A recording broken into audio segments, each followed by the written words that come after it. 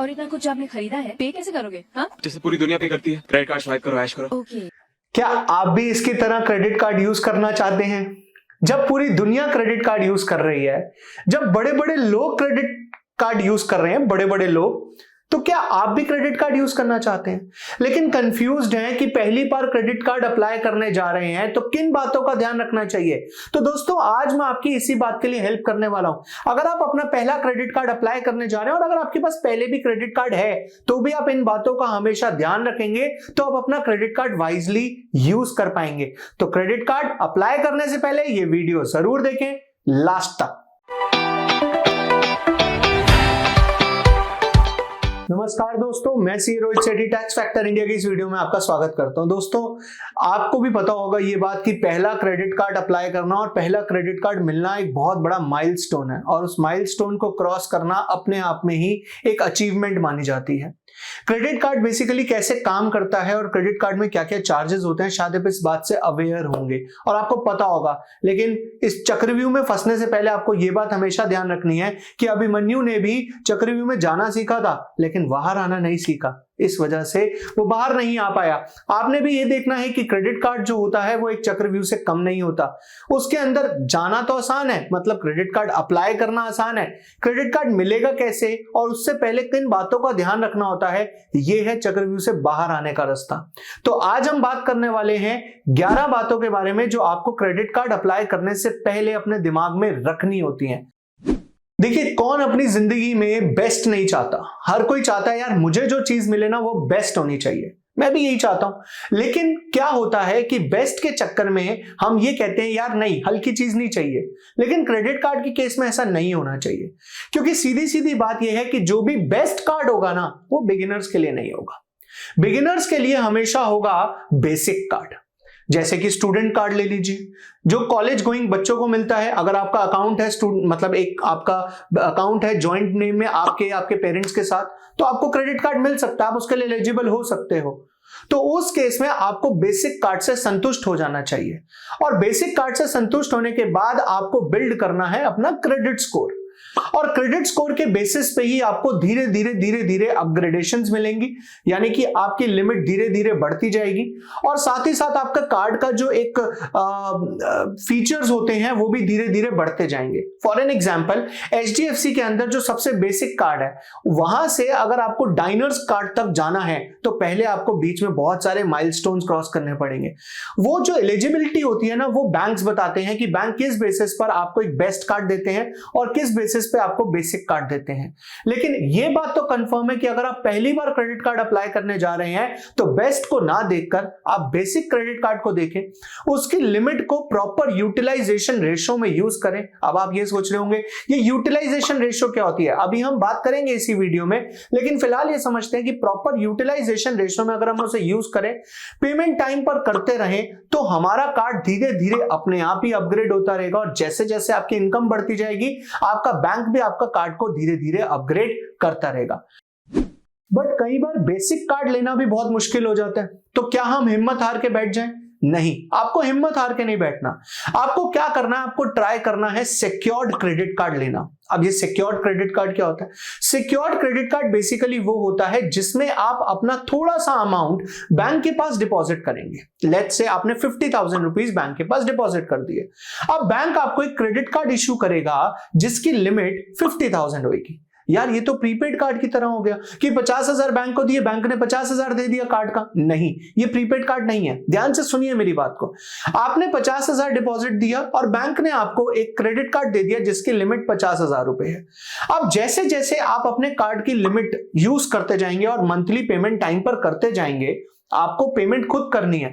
आपका पैसा जो डिपॉजिट किया था वो सिक्योर्ड है, वो डिपॉजिट पड़ा हुआ है, वो डिपॉजिट यूज नहीं हुआ। आप क्रेडिट कार्ड यूज करिए और क्रेडिट कार्ड की पेमेंट्स करते रहिए टाइम पर। धीरे धीरे जब बैंक को ये दिखेगा कि आप पेमेंट्स टाइम पर कर रहे हैं और आप अपने क्रेडिट यूटिलाइजेशन रेशियो में ही क्रेडिट कार्ड को यूटिलाइज कर रहे हैं, तो बैंक आपका जो वो डिपॉजिट है उसे फ्री कर देगा, यानी कि वो पैसा आप फिर उसके बाद कभी भी विड्रॉ कर सकते हैं। इस बेसिस पे आप एक सिक्योर्ड क्रेडिट कार्ड ले सकते हैं और अपनी क्रेडिट जो हिस्ट्री है उसको इंप्रूव या फिर उसको बना सकते हैं। जैसे क्रेडिट कार्ड हमारी क्रेडिट हिस्ट्री बना सकता है, एक बात का ध्यान हमेशा हमें रखना चाहिए, ये पहला क्रेडिट कार्ड हमारी हिस्ट्री बर्बाद भी कर सकता है।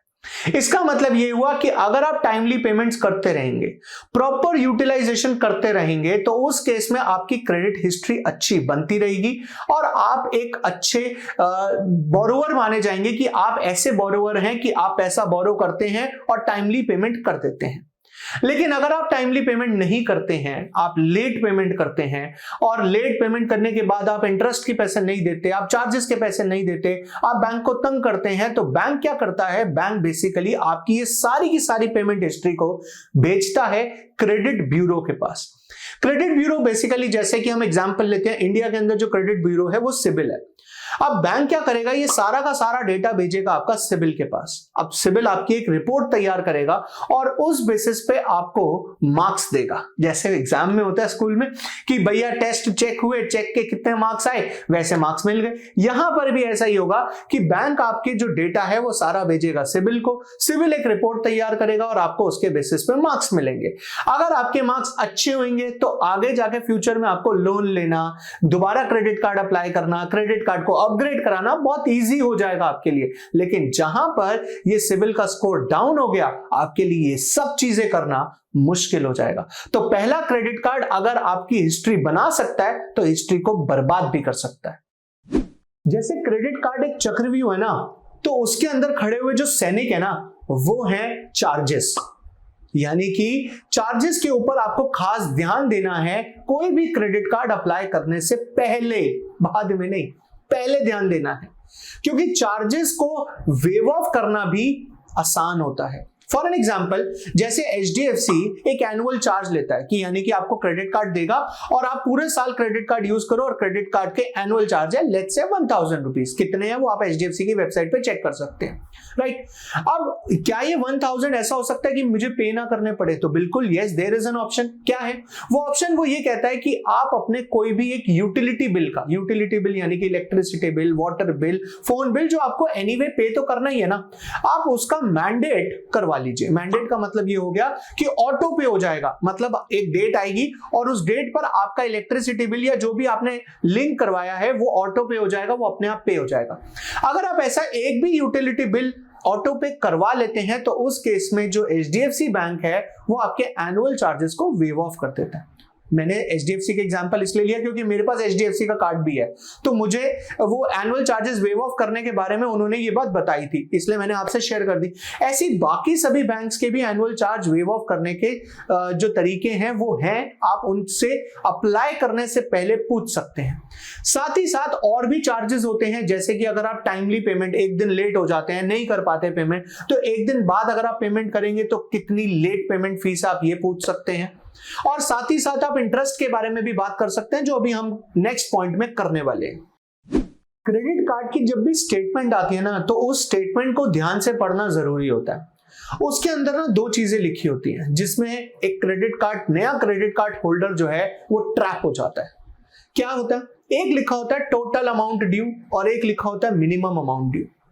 वो क्या करते हैं, क्रेडिट कार्ड की स्टेटमेंट इशू करते समय आपको ये कहते हैं कि भाई देखो, इस दिन से पहले आपको टोटल लेट से 50,000 रुपए देने हैं, लेकिन मिनिमम आप 10,000 देकर भी काम चला सकते हो, आपके कोई चार्जेस नहीं लगेंगे। आप कहोगे वाह ये तो मजे है, 50 के बदले 10 दूंगा, कोई चार्जेस नहीं लगेंगे, ऐश है मेरी। आपने 10 पे कर दिए, बात खत्म हो गई।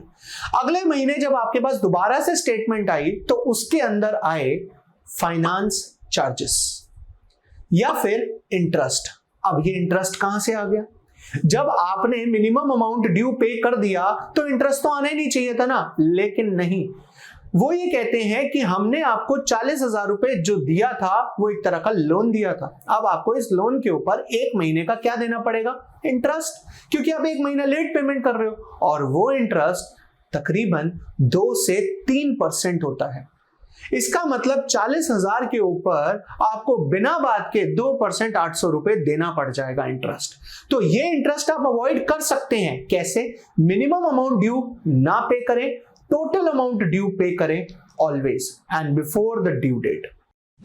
नेक्स्ट इंपॉर्टेंट पॉइंट जो आपको ध्यान में रखना है किसी भी क्रेडिट कार्ड को अप्लाई करने से पहले, वो ये कि जब भी आप क्रेडिट कार्ड यूज करना शुरू करते हैं तो कम से कम एटलीस्ट मतलब कम से कम 1 साल तक आप एक ही क्रेडिट कार्ड को यूज करें।